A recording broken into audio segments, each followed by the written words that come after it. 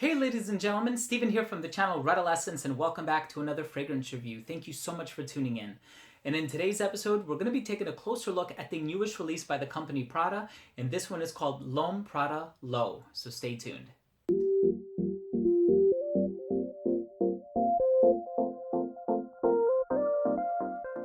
This fragrance was released in 2017. The perfumer for this one is Daniela Rohan-Drier, and I personally am a huge fan of all of the fragrances that she's done, not only in the exclusive line, but also in previous fragrances from the brand, Infusion de Vetiver, Infusion de Iris.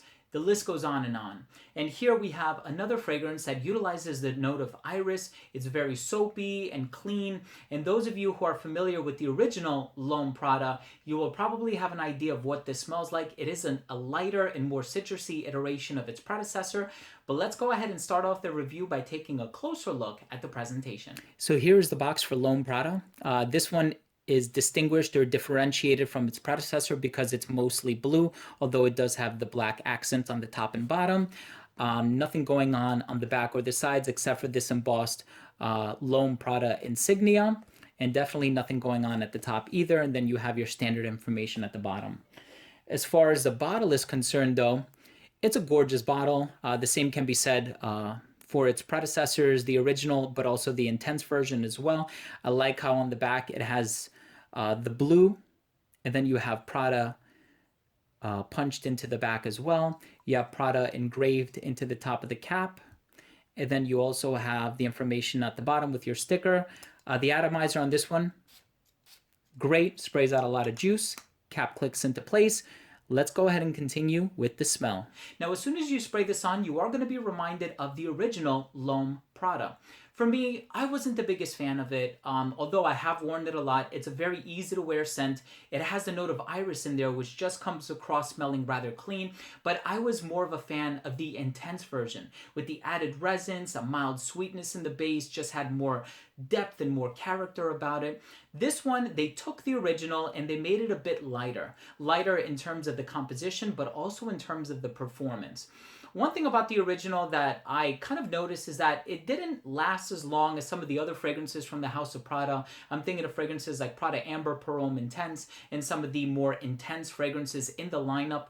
But with this one, they've added citrus to the mix. They dulled it down a little bit, which isn't necessarily a bad thing. It's just very easy to wear, and I do think it's going to appeal to a large clientele of the fan base. So a lot of people are typically in the market to purchase a fragrance that is citrusy, it's light, it's easy to wear, wears very close to the skin. Americans, for the most part, they like fragrances that are much lighter. The French and the Italians, they like fragrances that are a bit more robust and they jump up off the skin. And, you know, Italians are in it for the fashion and the French are in it for the art. We're in it for the consumer aspect of it, and we want to make money as a brand, but we also want something that's going to be very inoffensive, people are going to like. So when you're thinking about those things and you're taking those things into consideration, I think they did something really cool with this fragrance. They just made it that much fresher, that much lighter, and more easy to wear.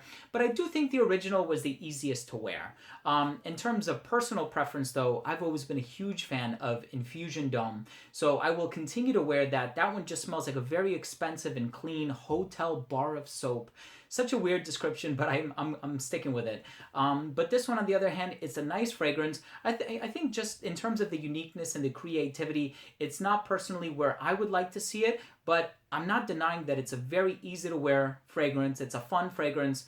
It has a casual vibe about it. And overall, I do like it. I do enjoy it, and my wife likes it as well. So let's go ahead and conclude the review by taking a closer look at my overall assessment.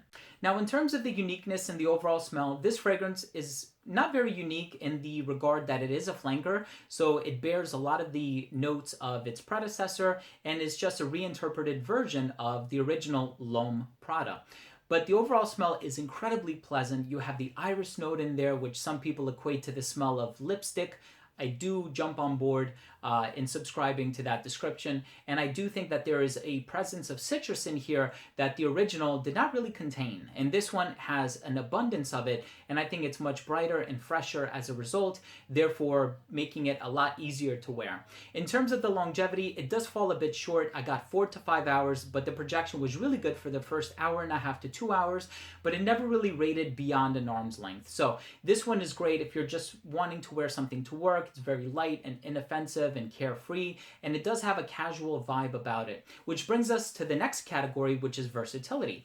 As casual as I do find this one to be, you can perhaps pull this off in a dressed up scenario, but I would personally wear something that's going to get me noticed rather than something that's going to sit a bit closer to the skin. It's going to be that casual and that easy to wear. I would wear something with resins or woods or with an added presence of these more, heartier notes. But with that being said, versatility is up there. I would wear this in the hotter months. I can see this totally being a unisex release, although it's marketed for men. And then last up, we have the presentation. I think it's gorgeous. My final verdict is that this fragrance is personally not for me, but I'm not saying it's a bad fragrance, right? Fragrance is so subjective. It's like asking somebody what their favorite food is or what their favorite color is. You're going to get different responses all across the board. So this fragrance is not really for me, but please go out there, give it a shot. I think it's a great fragrance. It's very easy to wear. It's just not the fragrance that I would think of, or just wouldn't pop into my mind as my first choice. But I'm not denying that it's a great fragrance, and I think you guys should go out there, give it a shot for yourself, especially if you're into the lighter, iris-based, clean, soapy, citrusy scents. So there you have it, ladies and gentlemen. That was my review of L'Homme Prada L'Eau. If you own or have tried this fragrance, please let me know what you think. Leave a comment down below. Also, please don't forget to subscribe for future videos, top 10s, giveaways, unboxings, reviews, and a lot of other fragrance-related content.